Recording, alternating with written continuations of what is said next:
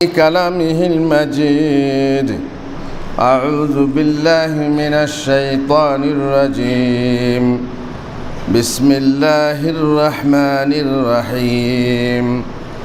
والفجر وليال عشر। যাবতীয় প্রশংসা আল্লাহর জন্য। দরুদ ও সালাম বর্ষিত হোক বিশ্বনবী মুহাম্মদুর রাসূলুল্লাহ সাল্লাল্লাহু আলাইহি ওয়াসাল্লামের উপর, যে মহান নবী আল্লাহর পক্ষ থেকে মুবাল্লিগ ছিলেন, দাঈ ইলাল্লাহ ছিলেন। মানুষকে তার কর্তব্য অকর্তব্য সম্পর্কে যিনি জ্ঞান দিয়েছেন, মানুষকে বাতলে গেছেন বাঁচার পথ, চলার পথ।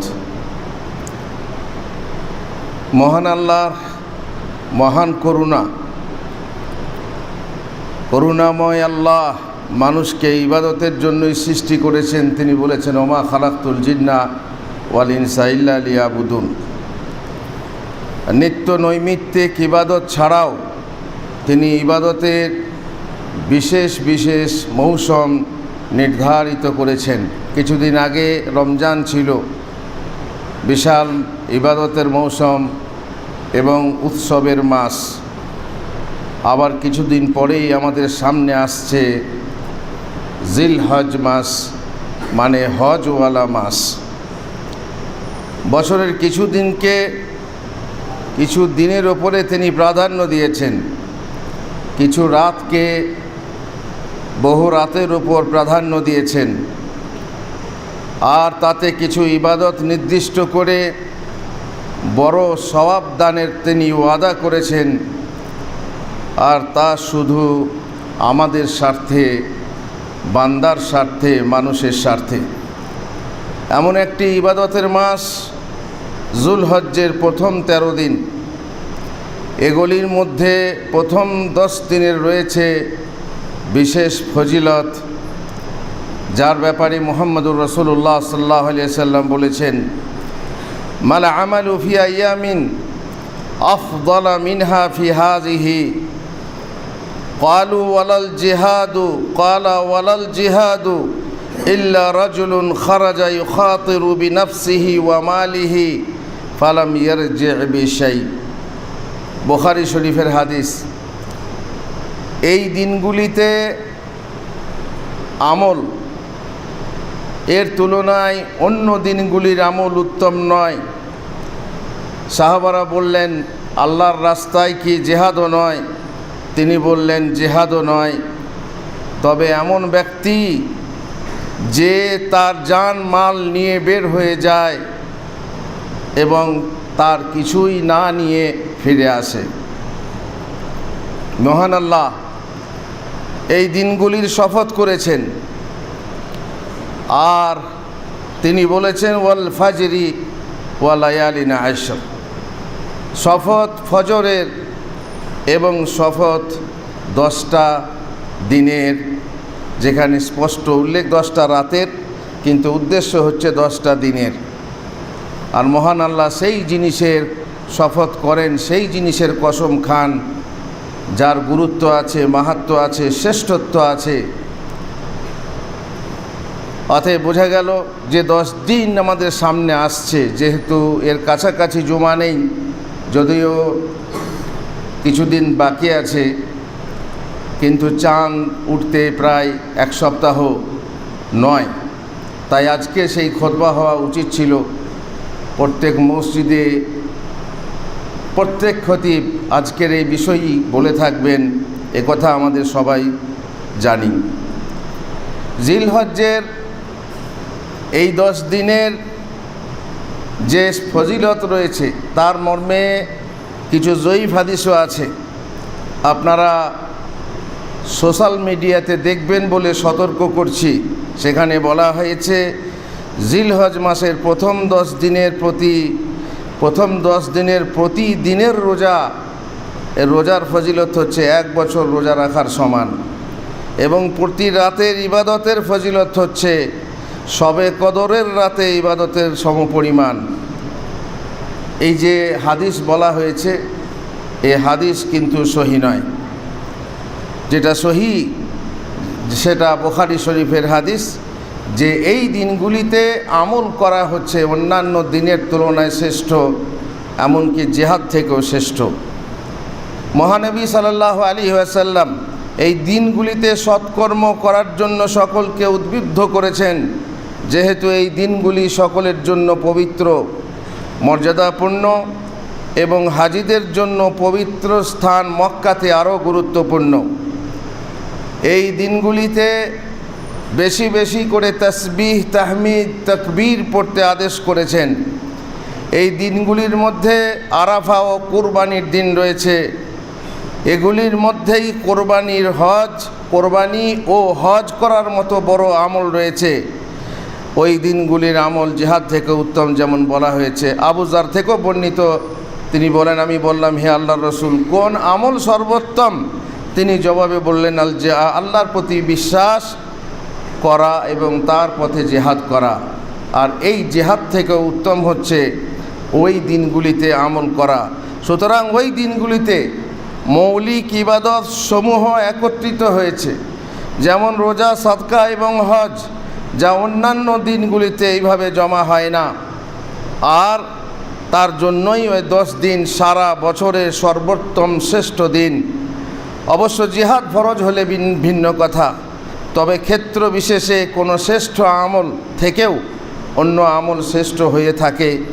যেমন কোরআন তেলাওয়াত তসবিহ অপেক্ষা শ্রেষ্ঠ আমল, কিন্তু রুকু সিজদাতে তসবিহ যত শ্রেষ্ঠ, কোরআন পাঠ করা যায় না এবং নিষেধ আছে। বরং সেখানে কোরআন তেলাওয়াত করাই বৈধ নয়। অবশ্য রমজানের শেষ দশকের ফজিলত কম নয়। উলামাগণ বলেন, জুলহজ্জের প্রথম 10 দিনের যে দিন আছে সেগুলো বছরের সর্বশ্রেষ্ঠ দিন, আর রমজানের শেষ দশকের যে রাতগুলি আছে সেগুলি হচ্ছে বছরের সর্বশ্রেষ্ঠ রাত। জুলহজ মাসের প্রথম 10 দিন হচ্ছে সর্বশ্রেষ্ঠ দিন, আর রমজান মাসের শেষ দশকের 10টি রাত হচ্ছে সর্বশ্রেষ্ঠ রাত, যেহেতু তাতে রয়েছে শবে কদর, যা 1000 মাস অপেক্ষা শ্রেষ্ঠ। ব্রাদারান ইসলাম, সেই বরকতময় দিনগুলি আমাদের সামনে এসে উপস্থিত হচ্ছে। অতএব সেই বরকতময় দিনগুলিতে সওয়াব হাসিল করা, বরকত হাসিল করার জন্য প্রস্তুতি নিন। প্রথমত বিশুদ্ধ অন্তরে তওবা করুন এবং আল্লাহর দিকে ফিরে আসুন।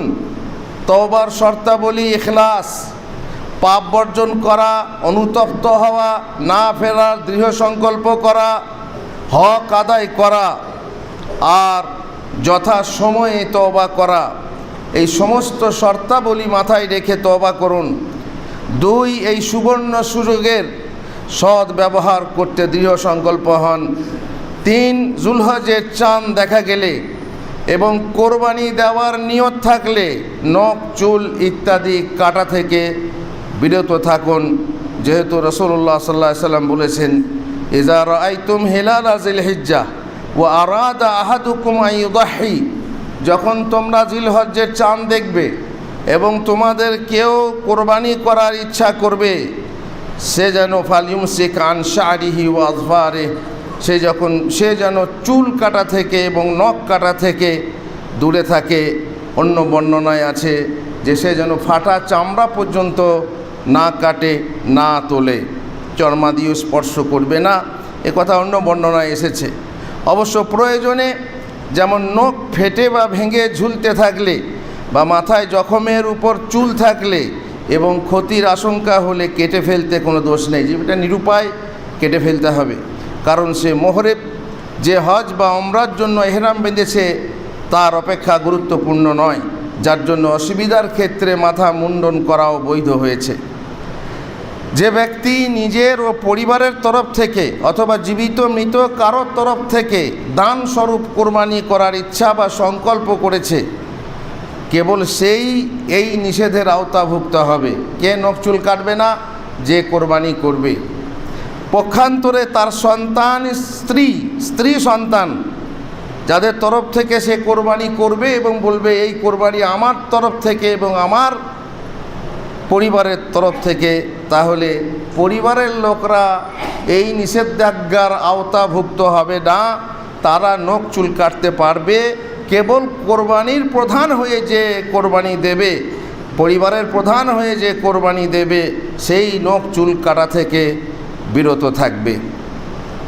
আর একটি হাদিস প্রচলিত আছে যে যারা নখ চুল কাটে না আর পরিশেষে কোরবানির দিনে যদি কাটে তাহলে কোরবানির সমান সওয়াব পাওয়া যায়, এই হাদিস সহি নয়।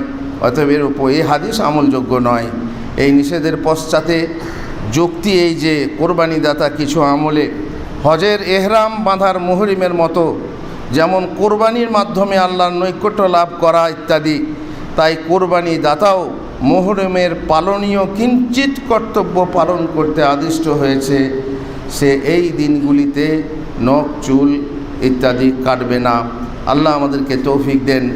আল্লাহ আমাদেরকে এই দিনগুলিতে সৎ কাজ করার তৌফিক দেন। আল্লাহুম্মা আমিন। বারাকাল্লাহু লি ওয়া লাকুম ফিল কোরআনিল আযীম ওয়া নাফানি ওয়া ইয়্যাকুম বিল আয়াতি ওয়া যিকরিল হাকীম। ইন্নাহু তাআলা জাওয়াদুন কারীমুম মালিকুম বারুর রাউফুর রাহিম।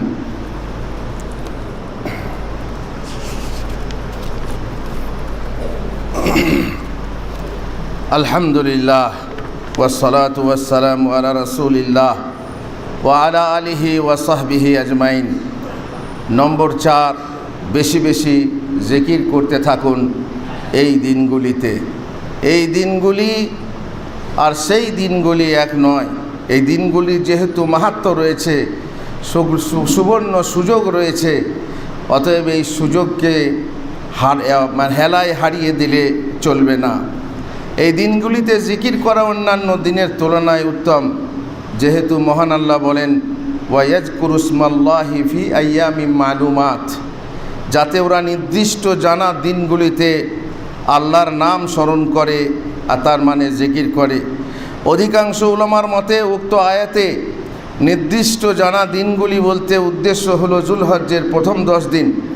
বলা বাহুল্য, এই 10 দিনে আল্লাহর দিনের একটি প্রতীক হলো বেশি বেশি তার জিকির করা, আলহামদুলিল্লাহ, সুবহানাল্লাহ পড়া এবং অধিক তাকিদ রূপে আল্লাহু আকবার পাঠ করা।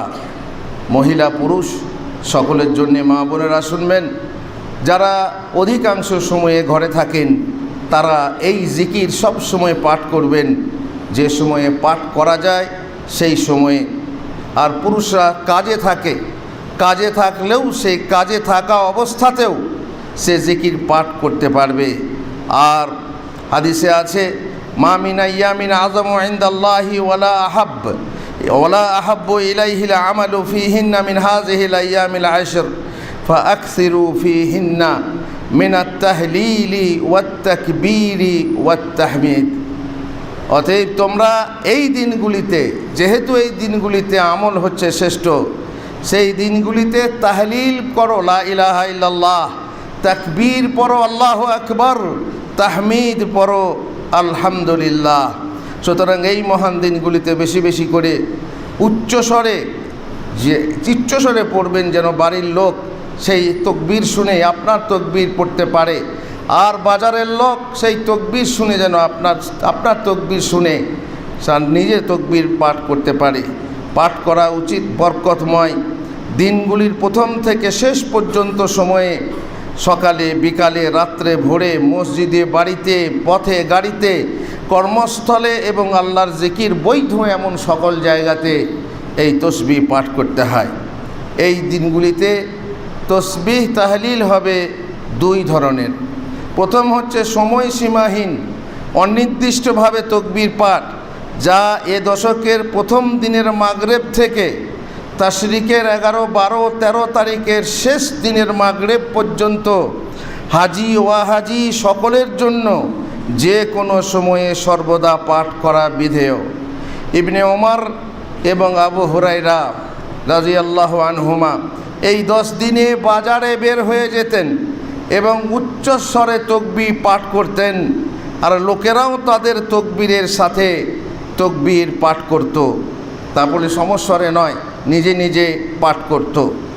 আর দ্বিতীয় হচ্ছে সময় সীমাবদ্ধ তকবীর, একটা নির্দিষ্ট সময়ে বেঁধে দেওয়া হয়েছে সেই তাকবীর পাঠের জন্য, আর তা হলো প্রত্যেক ফরজ নামাজের পর তকবীর পাঠ করা। এ তকবীর নামাজের পর, ফরজ নামাজের পর যে তকবীর শুরু হবে সেটা হবে আরাফার দিন ফজরের পর থেকে, মানে 9 তারিখের ফজরের পর থেকে তাশরিকের শেষ দিন আসর পর্যন্ত। আসরের নামাজের পরে তকবীর পড়া হয়ে গেলে বাস শেষ হয়ে গেল, আর মাগরিব থেকে আর তাকবীর পড়া বিধেয় নয়। এই তকবীরের এত গুরুত্ব রয়েছে যে কিছু ওলামা বলেছেন তা পড়তে ভুলে গেলে কাজা করতে হবে, অর্থাৎ নামাজের পর তা বলতে ভুলে গেলে মনে পড়া মাত্র তা পড়ে নিতে হবে। যদিও তার উজু নষ্ট হয়ে যায় অথবা মসজিদ থেকে বের হয়ে যায়, অবশ্য সময় লম্বা হয়ে গেলে সে কথা ভিন্ন। আর তকবীরটা কি, যেটা ঈদের তকবীর আমরা পড়ি আল্লাহু আকবার, এটা নামাজের পরে যেটা আল্লাহু আকবার আল্লাহু আকবার লা ইলাহা ইল্লাল্লাহু আল্লাহু আকবার ওয়ালিল্লাহিল হামদ, যে কাজগুলো বলে এলাম সেটা ছিল 4 নম্বর জিকির, আল্লাহর জিকির। আর 5 নম্বর হচ্ছে নফল রোজা রাখুন। এই 9 দিনে, 10 দিন তো হবে না, যেহেতু 10 দিনের দিন হচ্ছে কোরবানি। 10 দিনের এই কোরবানির আগের দিন পর্যন্ত প্রত্যেকটা দিন 9 দিনই রোজা রাখুন। রোজা সমষ্টিগতভাবে এক শ্রেণীর নেক কাজ, বরং তা অন্যতম শ্রেষ্ঠ নেক কাজ। বলা বাহুল্য এই মাসের প্রথম 9 দিনে রোজা রাখা মুস্তাহাব, কেননা মহানবী সাল্লাল্লাহু আলাইহি ওয়াসাল্লাম এই দিনগুলিতে নেক আমল করতে উৎসাহিত করেছেন, আর রোজা হলো অন্যতম শ্রেষ্ঠ আমল। তাছাড়া মহানবী সাল্লাল্লাহু আলাইহি ওয়াসাল্লাম খোদ এই দিনগুলিতে রোজা রেখেছেন। যেমন তার সহধর্মিনী হাফসা রাদিয়াল্লাহু তাআলা আনহা বলেন, কানা রাসূলুল্লাহি সাল্লাল্লাহু আলাইহি ওয়াসাল্লাম ইয়াসুমু 9 জিলহিজ্জাহ ওয়া ইয়াউমা আশুরা ওয়া 3 আইয়ামিন মিন কুল্লি শাহর আউয়াল ইসনাইনি মিনাশ শাহরি ওয়াল খামিস।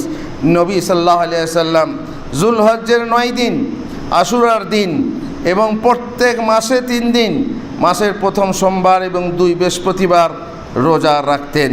অবশ্য যদি কেউ পূর্ণ 9 দিন রোজা রাখতে না পারে, অপারগ হয় এবং কাজের ঠেলায় যদি সে সমস্ত দিন রোজা রাখতে না পারে, তাহলে সে একদিন ছেড়ে একদিন রাখবে, যতদিন পারে ততদিন রাখবে, অথবা সোম বৃহস্পতিবার পড়লে সোম বৃহস্পতিবার রোজা রাখবে।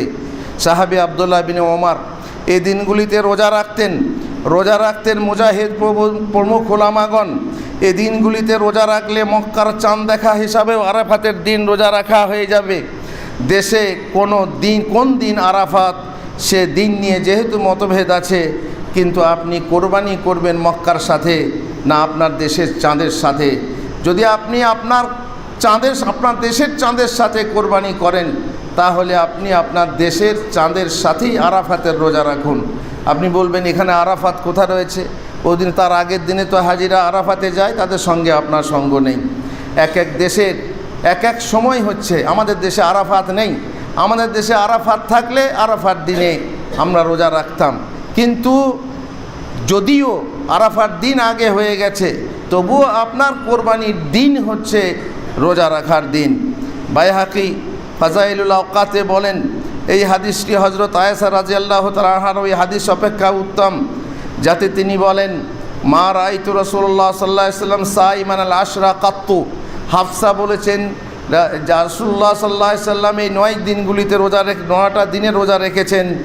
আর আয়েশা বলছেন যে আমি রাসূলুল্লাহ সাল্লাল্লাহু আলাইহি ওয়াসাল্লামকে এই দিনগুলিতে রোজা রাখতে দেখিনি।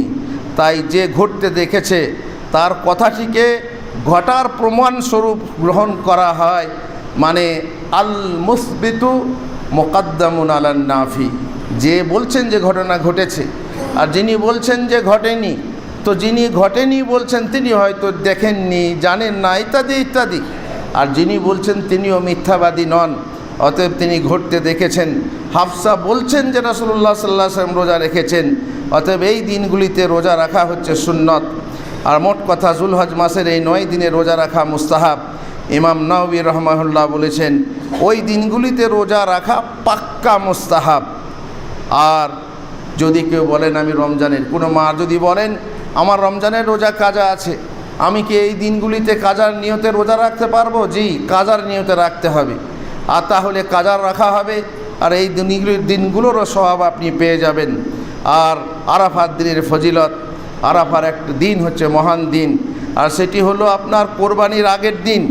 এই দিন আল্লাহর দিন ও নিয়ামত পরিপূর্ণ হওয়ার দিন, যেটা হাদিসে এসেছে যে এক ব্যক্তি, যে ওমর ইবনে খাত্তাব বললেন যে আন্না রাজুলান মিনাল ইয়াহুদ ক্বালা লাহু ইয়া আমিরাল মুমিনিন আয়াতুন ফি কিতাবিকুম নাক্তাকরাউনাহা লাউ আলাইনা মাশারাল ইয়াহুদ নাযালাত লাত্তাখাযনা যালিকাল ইয়াওমা ঈদা। তার মানে আপনাদের যে দিন রয়েছে আপনাদের কিতাবে, যে কিতাবে আপনারা পড়ছেন ইয়া আমিরাল মুমিনিন, যে সেই দিনে আল্লাহর দিনকে পরিপূর্ণ করা হয়েছে।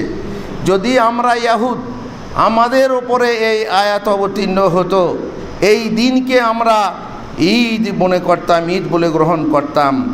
কালা আইয়ু আয়াতিন কাল আল ইয়াউমা আকমালতু লাকুম দীনাকুম ওয়া আতমামতু আলাইকুম আল ইয়াউমা আকমালতু লাকুম দীনাকুম ওয়া আতমামতু আলাইকুম নি'মাতি ওয়া রাদিতু লাকুমুল ইসলাম দীনা। তখন হযরত ওমর রাদিয়াল্লাহু তাআলা আনহু বললেন যে তোমরা বলবে তো দূরের কথা, আমি জানি কাদ আরাফনা যালিকাল ইয়াউমা, আমরা জেনেছি এই দিনটা কোন দিন। আর মাকান আল্লাযী নাযালাত ফীহি আলাইহিন নবী আলা নবী সাল্লাল্লাহু আলাইহি সাল্লাম, আর যে জায়গায় নবী সাল্লাল্লাহু আলাইহি সাল্লামের উপরে এই আয়াত অবতীর্ণ হয়েছে সেটা হচ্ছে আরাফাতের দিন এবং জুমার দিন, আর এই দুটোই হলো আমাদের স্বয়ং ঈদের দিন। আর ইয়াউমে আরাফা ওয়া ইয়াউমুন নাহর ওয়া ইয়াউমুত তাশরিক ঈদুনা, আরাফার দিন, কোরবানির দিন, তাশরিকের দিন, এসব হচ্ছে আমাদের ঈদের দিন, আহলে ইসলামদের ঈদের দিন। সেই দিনগুলি হচ্ছে পান ভোজনের দিন। অতএব তোমাদের জানাতে কোনো নতুনত্ব আছে বলে মনে হয় না। আল্লাহ তাআলা আরাফার দিনের কসম খেয়েছেন, আর এই হলো সেই দিন যে দিনে মহান স্রষ্টা আদম সন্তানের নিকট অঙ্গীকার গ্রহণ করেছেন এই দিনে রোজা রাখুন। যেহেতু মহানবী সাল্লাল্লাহু আলাইহি ওয়াসাল্লাম এই দিনের প্রতি অধিক যত্নবান হতে অতিরিক্ত বৈশিষ্ট্যের কথা ঘোষণা করেছেন, এই দিনে রোজা রাখার বিশেষ মাহাত্ম্য বর্ণনা করেছেন তিনি। আরাফাতের রোজা, এই দিনে বেশি বেশি দোয়া করুন। আরাফাত দিনের দোয়া, যে দোয়া আর খাইরুদ দোয়া, এই দোয়া ইয়াউমে আরাফা লা ইলাহা ইল্লাল্লাহু ওয়াহদাহু লা শারীকা লাহু লাহুল মুলকু ওয়া লাহুল হামদু ওয়া হুয়া আলা কুল্লি শাইইন কাদির। আর আরাফার রোজা রাখলে তার সওয়াব হচ্ছে যে 2 বছরের গুনাহ মাফ হয়ে যাবে, 1 বছর আগেকার আর 1 বছর পিছেকার। আল্লাহ তাআলা আমাদেরকে তৌফিক দেন। আল্লাহুম্মা সাল্লি আলা মুহাম্মদ ওয়া আলা আলি মুহাম্মদ।